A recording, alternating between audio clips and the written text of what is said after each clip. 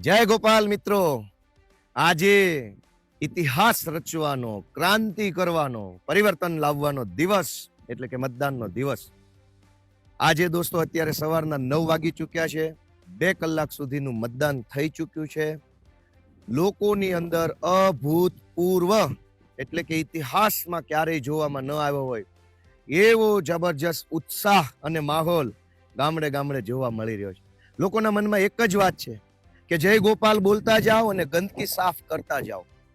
દોસ્તો, લોકતંત્રની અંદર ભ્રષ્ટાચારની ગંદકી, તાનાશાહીની ગંદકી, દાદાગીરીની ગંદકી, લાંચની ગંદકી, જનતાને હેરાન પરેશાન કરવાની ગંદકી સાફ કરવાનો દિવસ એટલે આજનો આ મતદાનનો દિવસ. લોકો ખૂબ ઉત્સાહથી, પૂરી તાકાતથી, જોમ જુસ્સાથી લાઈનમાં ઊભા છે અને લોકોના મનમાં એક જ સંકલ્પ છે કે જય ગોપાલ બોલતા જાઓ અને ગંદકી સાફ કરતા જાઓ.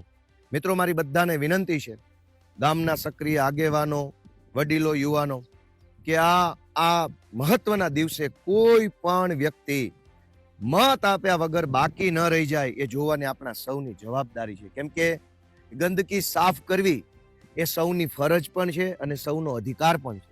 કોઈ પોતાની ફરજ ન ચૂકી જાય, કોઈ પોતાના અધિકારથી વંચિત ન રહી જાય, એ માટે સૌ લોકો મતદાન કરે એ જરૂરી છે. બીજી એક નમ્ર વિનંતી છે મિત્રો, કે બોગસ મતદાન ન થાય એના માટે પણ આપણે લોકતંત્રના પ્રહરી એટલે કે લોકતંત્રની રક્ષા કરનારા રક્ષક બનીને આપણે આજે દિવાલની જેમ ઊભું રહેવાનું છે. આજે લોકશાહી વિરોધી તત્વો, ભારત વિરોધી તત્વો, સત્તા સમર્થક તત્વો એ ખૂબ મોટા પાયે પોતાની ગેરરીતિ કરવાની કોશિશ કરશે.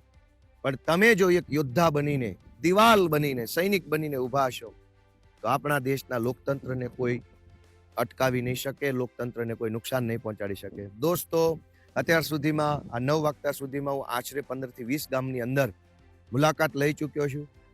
લાઈનમાં ઉભેલા માણસો ખૂબ ઉત્સાહ, ઉર્જા સાથે લાઈનમાં ઉભા છે. સૌના મોઢે એક જ વાત છે કે છેલ્લે જ્યારે કેશુ બાપા અહીંયા હતા ત્યારે આટલી ઉર્જા અને આટલો ઉત્સાહ લોકોના ચહેરા પર હતો. એ પછી આજે ફરીથી જાણે અવસર આવ્યો હોય એવી રીતે લોકો ઉત્સાહથી મતદાન કરી રહ્યા છે.